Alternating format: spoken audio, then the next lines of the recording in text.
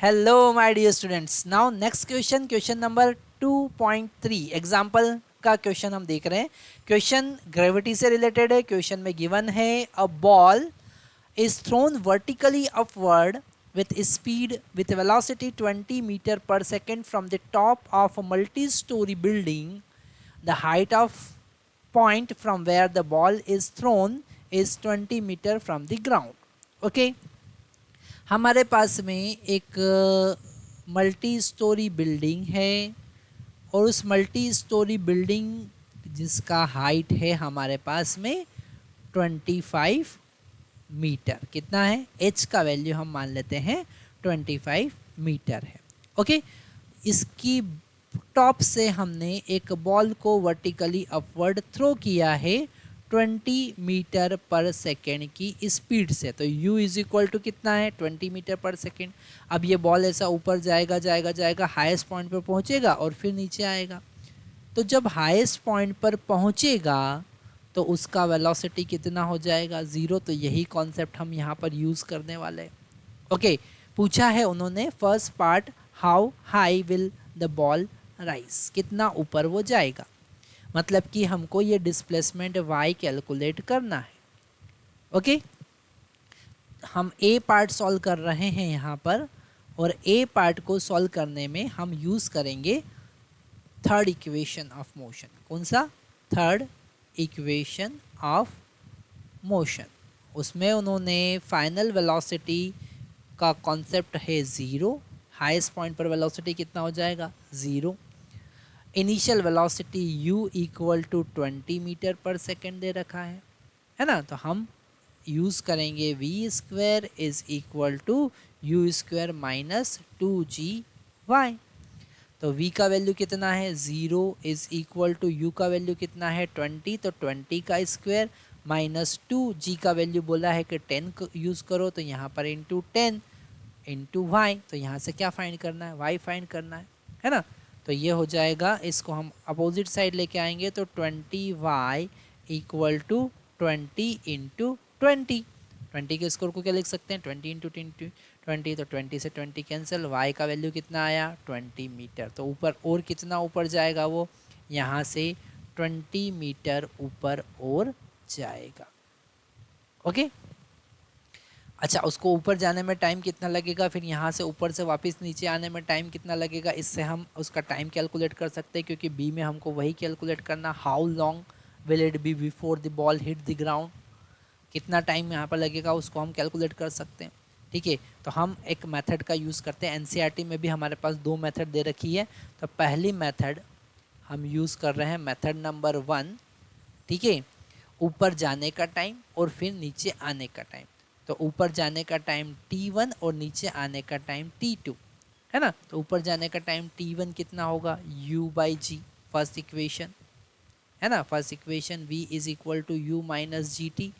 तो v तो 0 हो गया, minus is equal to u minus g t.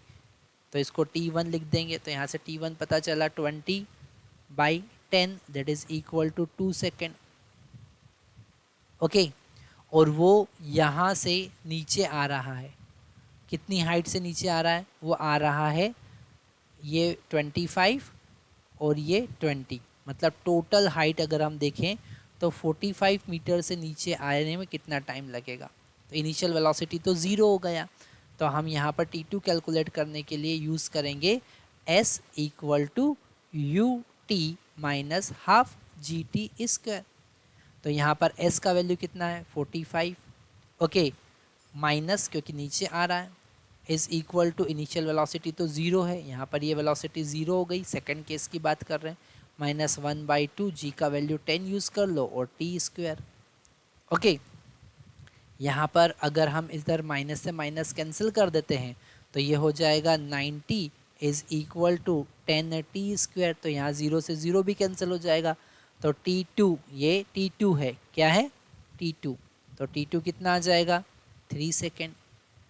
तो टोटल टाइम कितना हो गया? t1 plus t2। कितने टाइम तक हवा में रहेगा वो? तो 2 सेकेंड और 3 सेकेंड, मतलब कि 5 सेकेंड। कितना आया आंसर? 5 सेकेंड।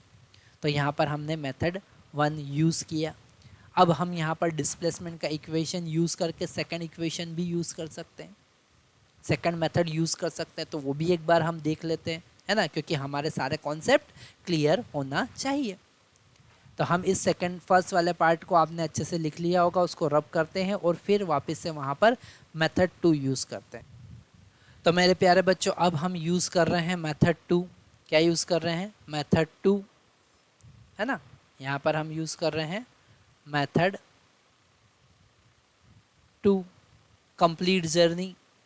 तो यहाँ पर अगर बॉडी था इनिशियली और बॉडी यहाँ पर फाइनली पहुँच गया, तो डिस्प्लेसमेंट कितना हुआ उसका, बताइए ज़रा, उसका डिस्प्लेसमेंट कितना हुआ, क्योंकि यहाँ का अपवर्ड डिस्प्लेसमेंट और ये डाउनवर्ड डिस्प्लेसमेंट तो एक दूसरे को कैंसिल कर देगा। फाइनली डिस्प्लेसमेंट कितना हुआ? -25 मीटर। कितना हुआ? -25 मीटर। तो हम इक्वेशन यूज़ करेंगे S = UT minus half GT²। Displacement है -25, U का वैल्यू +20T प्लस, क्यों? क्योंकि ऊपर हमने बॉल को फेंका था, ऊपर का डायरेक्शन पॉजिटिव, नीचे का नेगेटिव, माइनस ये हो जाएगा 10/2 इंटू T²। ओके, 10/2 इंटू, तो यहाँ पर अब इस इक्वेशन को हम सॉल्व कर लेते हैं, है ना। इक्वेशन को सॉल्व करके क्या मिलेगा? ये हो जाएगा 5, और इस नेगेटिव क्वांटिटी को हम पॉजिटिव साइड लेकर आ जाते हैं, तो ये हो जाएगा 5T² minus 20T plus 25 equal to 0। 5 से इसको डिवाइड कर देंगे तो हमको मिलेगा T² minus 4T minus 5 equal to 0, है ना। इसको सॉल्व करेंगे तो T का क्या वैल्यू आएगा? T का वैल्यू आएगा T², इसको हम लिख सकते हैं -5 minus 1 into T plus -5 equal to 0, है ना। तो यहाँ पर T का दो वैल्यू आया, एक 5 और एक आया -1, तो 5 is the correct answer. 5 second हम ऑलरेडी देख चुके हैं और -1 तो पॉसिबल ही नहीं है। ओके, तो हमने ऐसे क्या किया है, हमने यहाँ पर दोनों मेथड से सॉल्व करके देखा है ना। तो अब ये सारे कॉन्सेप्ट आपके यहाँ पर क्लियर हो चुके होंगे, और फिर भी अगर डाउट आता है तो आप you can ask. Thank you very much.